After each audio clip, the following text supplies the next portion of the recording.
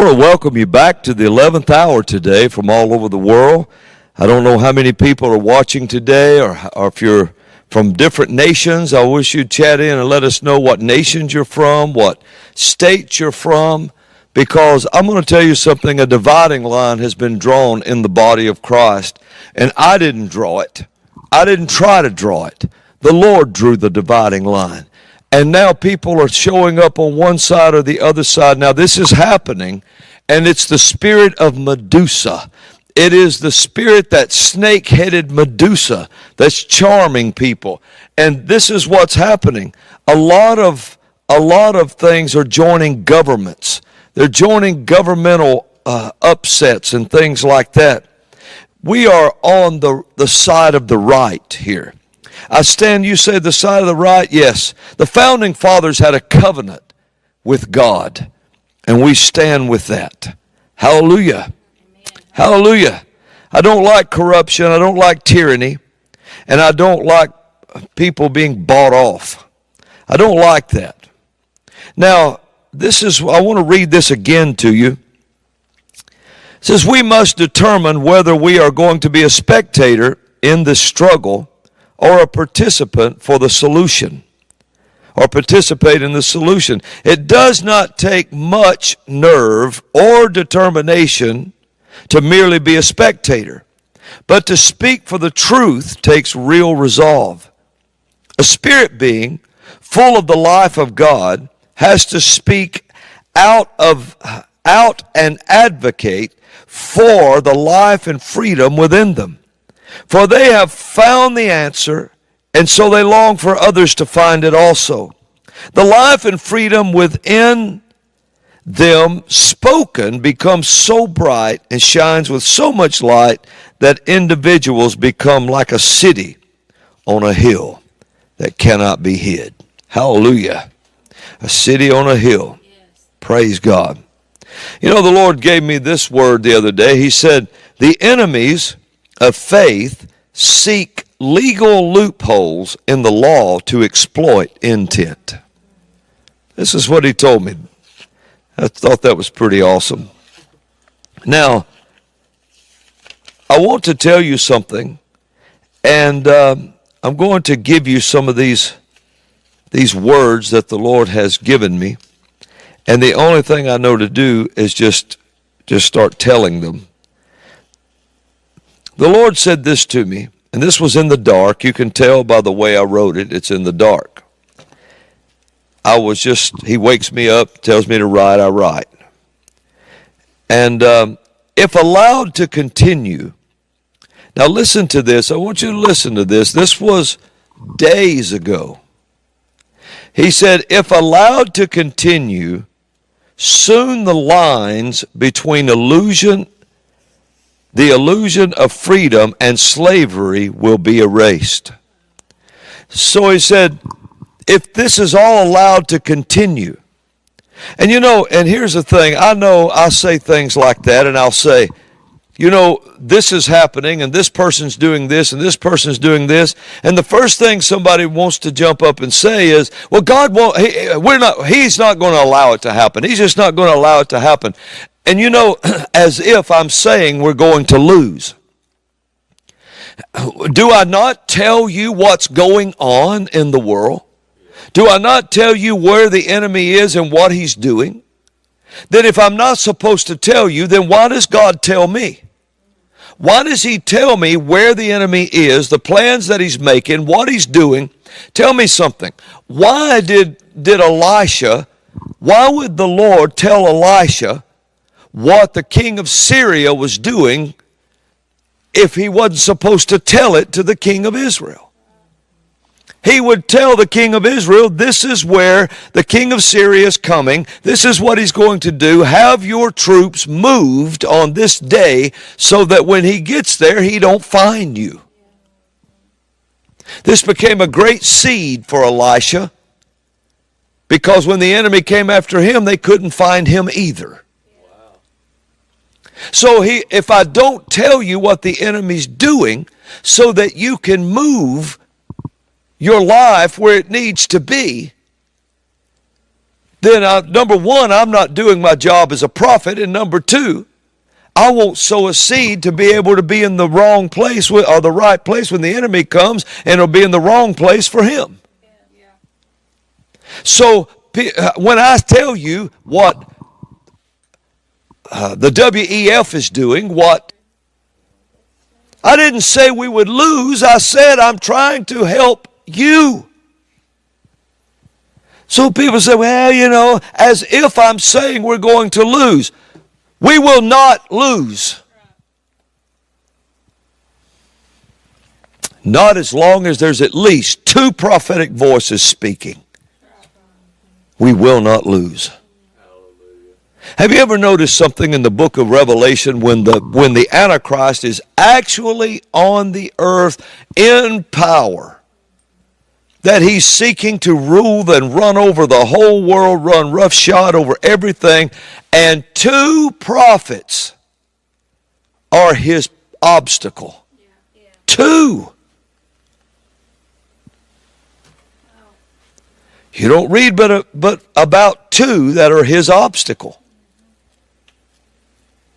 Every time the position of the Antichrist arises and tries to push itself into the world, God raises up prophets, men and women of God, to stand. And this time it shows you the prophets, the office of the prophet was so spotlighted because it was the Antichrist regime actually in a position to push their way in. If there had been no prophets brought up, no prophets called forth by the Lord to speak, it would have happened beyond its time, before it should have happened. You say, well, God won't allow it to do it. My friends, God didn't make you get saved. You only got saved when you got ready to. He called your old ugly self for years and you wouldn't show up. He called me for years, I wouldn't turn around. So don't tell me God will just make you do something, because he will not. Hell, I wish God would just make old Trump walk back in. He ain't going to make anybody do anything. He presents opportunity and we respond in obedience. He'll say, well, God is saving all these people. Well, in actuality, no. Oh, that's something that'll upend everything on the chat and everywhere else. God's not actually saving anybody. God has already saved. People are receiving salvation as we preach it. Every time somebody gets saved, Jesus didn't go to the cross and die. He did that already. He's already provided salvation. It has to be received. Does that make sense? The scripture says, don't call into the heavens and say, who will bring Christ down from above, or who will bring him up again from beneath. It said the word is nigh you, even in your heart and in your mouth. And so he said, if you believe in your heart God raised Jesus from the dead, confess with your mouth, you'll be saved. He's already completed salvation. It's just not being received by everyone. But it is his will that it is. But he won't force it on you. And if allowed to continue, if there wasn't any voices speaking, if it was just allowed to go on with jackals, swines, and weasels, if it's just allowed to go on that way, then soon the lines between the freedom of illusion and between illusion of freedom and slavery will be erased, and slavery will replace freedom. Now, I know people say, well, Brother Robin, you just get too radical, you just get too wild. Yes. Here is the thing. Not too wild, just wild. Now, here is the thing. Illusion of freedom, I'm going to say this again. to have an illusion of something or a sleight of hand. A sleight of hand is when you see a magician do something and you say, did you see that? No, you didn't. You saw what he wanted you to see because he got your attention with some other thing and he did something right in front of you and you never saw it. That's called sleight of hand. Your attention is focused here while they do something here. See, the U.S. is a government of two shoulders. The government of God is one shoulder, Jesus. But the government of the U.S. is on two shoulders. You have a left shoulder and a right shoulder. Now, you have a right hand and a left hand. And so what you're looking at is the oldest tricks in the book. It's called sleight of hand. Remember when I told you a long time ago, I heard the Lord, and the Lord revealed this to me. He said they're going to trade Roe v. Wade for gun control. Yeah. I told that and told that and told that, and people just looked at me. They didn't. I don't know how many heard what I said. I said they're going to do it. Yeah. And the Lord even gave a warning to the Republican Party that they better not. Y'all remember that? I know the 11th hour team does. Said they better not do it. Yeah. God was going to give us the overturning of Roe v. Wade without trading that freedom. Yeah. He don't like backroom deals like that. So, he wants to bring you out with a mighty hand. Amen. Everybody awake today, huh? All right, here is the thing. So sleight of hand has to have two hands to work with like that, or some way to get your attention on one thing while they do something else. So the Republican Party, for the most part, is the illusion. The sleight of hand is done by using the donkey party. Oh, the donkey-ass party is using the right party as their sleight of hand. In other words, they give you this to look at. Oh, we're fighting. We're fighting for you. We're fighting for you. And you say, yes, yes. And you start dropping your ballots in for them. Boom, boom, boom, boom. We're fighting. Oh, yes, they're fighting for us. The party of the red. Fighting for us. And the whole time, only about 8 of them were. The rest of them were in a backroom deal trading the donkeys. Oh yeah, trading the asses for your freedom. Yeah. Well, Brother Robin, you are cursing like a sailor on television every time. No, I decided to call them what the Bible said they are. Yeah. That's right. Wow. So you can't go wrong speaking the word. And so here you have it. They're in the backroom deal trading. I tell you what, because they're all on the same team. Yeah. They can't be pulling off these things they're doing if they wasn't all on the same page. Do you really think they could pull off such power moves without both parties in agreement? There is no way. There is no way they would let these jackasses trample the Constitution of the United States and just openly trample it until we watched one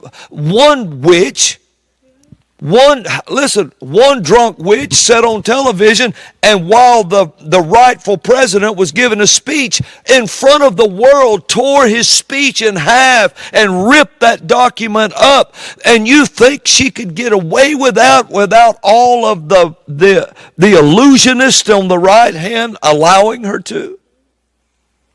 Drunk with power, just manipulating everything. They showed you what they could do. That fiasco in D.C. that took place, biggest show on earth. I mean, when you got cameras, people opening doors, telling them, come in, come in, come in, come in. And you think that wasn't staged? Oh, come on, man. I might have been born near a tub, but I wasn't born under it.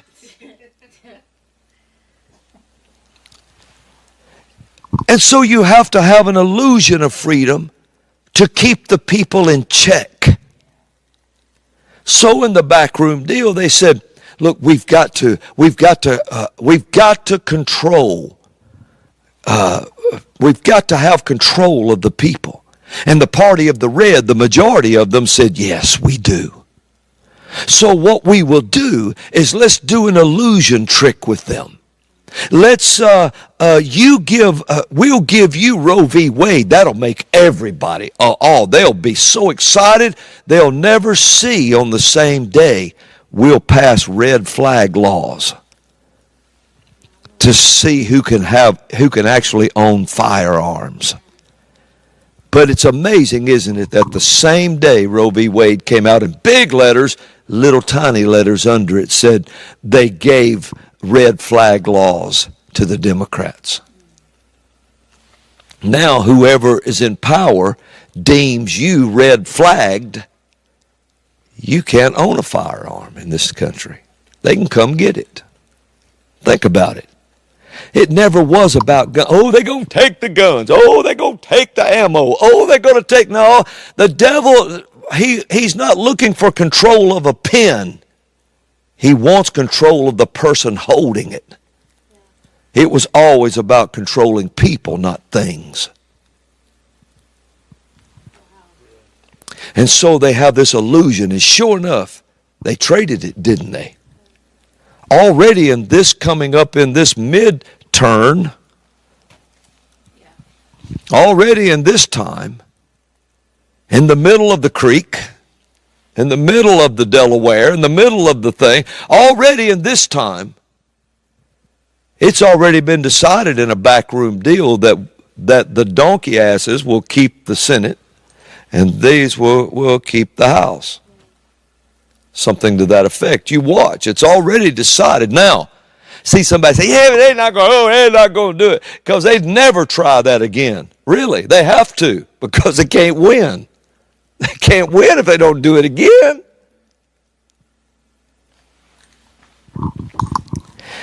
You know what? Watch this. I'm going to speak in code. It may be too late. They may already cut me off. I don't know. But you see that pen? Now let's just say this for a moment. This is a very good pen. It writes absolutely amazing. Okay, and I keep good pens, really good pens. Now, this is, okay, watch, because I write a lot. Now watch this. And I write on coated paper. Coated paper.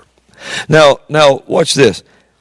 And I start to, let's just say I was holding a pen that something was wrong with it.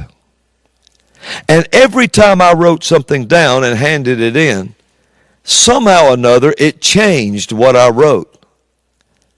And it changed inside the pen. The pen was something coming out of that, something about that pen changed that, and I never saw it. It just always changed it. Let's put it this way. Every time I put an ink cartridge in here, it turns from blue to red. Every time.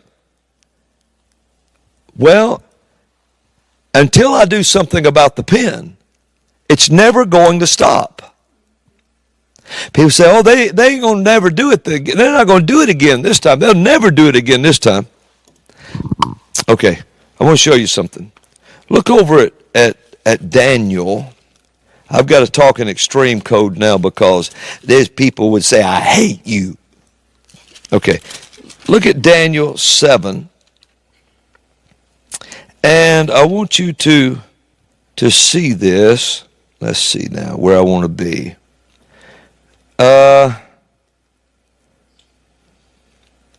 Okay. Let's look at Daniel 7:25. We'll start there. Now, I've got to talk in code right here. And this is why. Because of where we are in the middle of the creek. They are out for blood.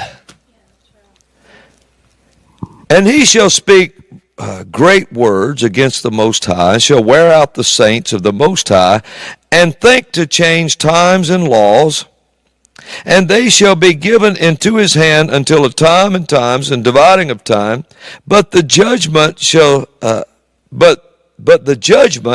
shall sit, and they shall take away his dominion. Do you see that word? Did anybody read that word with me? Shall take away his, everybody on chat say it, shall take away his, okay, do you see that?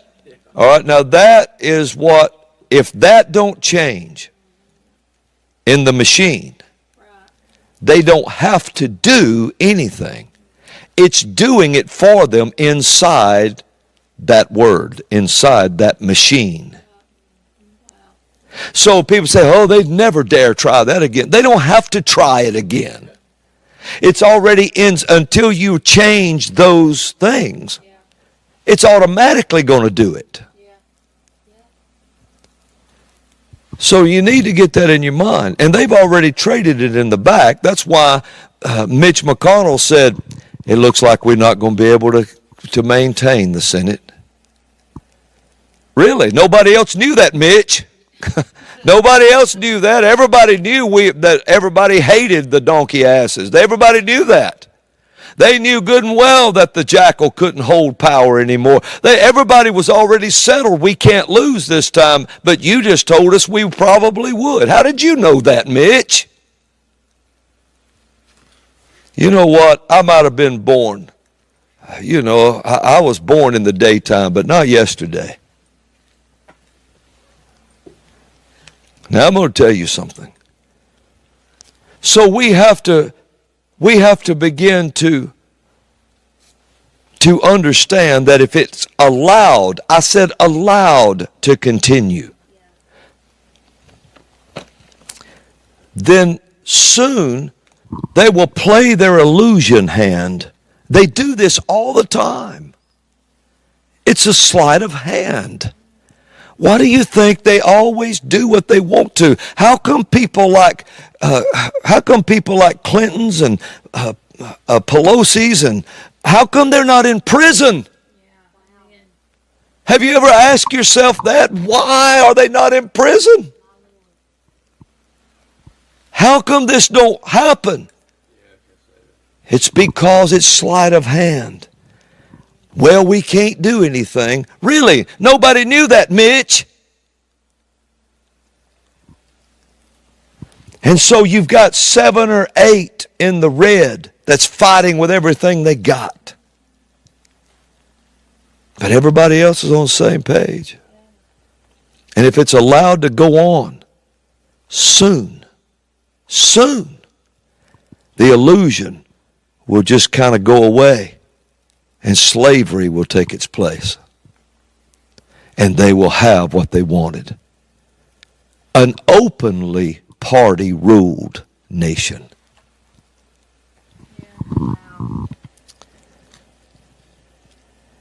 Now, I want to give you these few prophetic words that the Lord had given me. And I had actually been writing so much I had forgotten these, and all of this was the other day. I hear the name Nordstrom. I heard that name, Nordstrom. Now when I tell you I hear the name, I'm not sure what it's for. I'm just telling you what he said, write down and say. So I hear the name Nordstrom. Now whatever that pertains to, you keep your eyes and prophetic ears open for that. I heard Franco-American. I guess that would, I know that referred to at one time what a French and American alliance, but I heard Franco-American. And then right after that, when the Lord starts talking and he's just talking, and it's in the night and you're just hearing him talk, then I heard the name Sue. And I heard the name Bobby Sue. Now, whoever that is, the Lord has all of this on his mind right now. People are and things are that you're hearing are on his mind right now. Then I heard the name Annette. And then I heard the name Roper. And I wasn't all real sure about the way I said that. I even put a question mark by it in the dark here. Roper. And then there's something about Liz Cheney. Now her name is being tossed about in the spirit world right now. Her name is being thrown around in the spirit world. So something is up with her. And these spirits, and usually when I hear something like that, these are demonic type things speaking through people. And I remember one time I heard in a back room, I saw a man with kind of a balding head talking to another man, and I heard them say, I heard the conversation where they said, what are we going to do this time? What do we do now? And they said, let's give him Kerry, John Kerry. Said he's no good for anything anymore. Let's just throw him out there. And it wasn't 2 weeks, a little over 2 weeks, maybe three weeks, that they were really talking about bringing him up on charges for discussing Israel's secrets with Iran. And that was the leader of Iran. And I heard them talking. Well, I hear the name Liz Cheney being thrown around in the spirit now. Something's up. Something's up. You better beware when the demons you work with start throwing your name around. They're getting ready to do something with you. Jesus would be your only answer. Now, I heard Ford, like the automobile. Ford? Yes, I heard Ford. Right now, watch it. Then I heard the name Japan and laborer. Japan and laborer. After I heard those names. And then I heard this name, and I don't even have a clue if I'm saying this right. It was a Montsuel or a Monsuel, something. I heard that. Somebody could correct me if they know what I'm talking about. And then I heard this phrase, misinformed. Misinformed. I heard this word, partridge. And then I heard Leonard. And I heard two sons. Now, if any of these words and names mean anything to you, you know, it's been a long time since I've done that. Just stood on the air and started saying names and things. But if they mean anything to you, God has you on his mind right now. He has all of this on his mind, and he's revealed secrets that are hidden in the dark. And he's talked about things today. That's a bold statement to do. I was walking around my house last night, and the Lord took me to, because you get to thinking about, Lord, all these things that are going on. I want to show you something that will give you the courage to speak. Put up Deuteronomy 31 and verse 6. I want you to take this verse to heart and really put it in you and speak it out of your mouth anytime you sense any fear at all about speaking out. Listen to what it says. He says, be strong and of a good courage. Fear not, nor be afraid of them. For the Lord thy God, he it is that doth go with thee. He will not fail thee, nor forsake thee. Did you hear that? He said, be not afraid of them. Them. You know who them are. It's the same ones they say they are planning this. They are doing that. They are going to do this. He said, be not afraid of them. Be strong and of a good courage. He said, for the Lord your God, he it is that doth go with thee. He will not fail thee, nor forsake thee.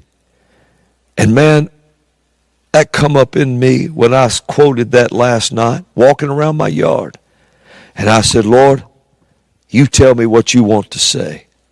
That'll make you even be bolder still. Amen. But one thing's for sure. If God's people don't start talking, and don't start talking for righteousness, and listen to me, there is no box marked right that you can put the killing of unborn children in. There is no box marked right to set that in. I don't care what any other issue is. That one there is enough. There is no box marked right to stick that in. Remember that. Hallelujah.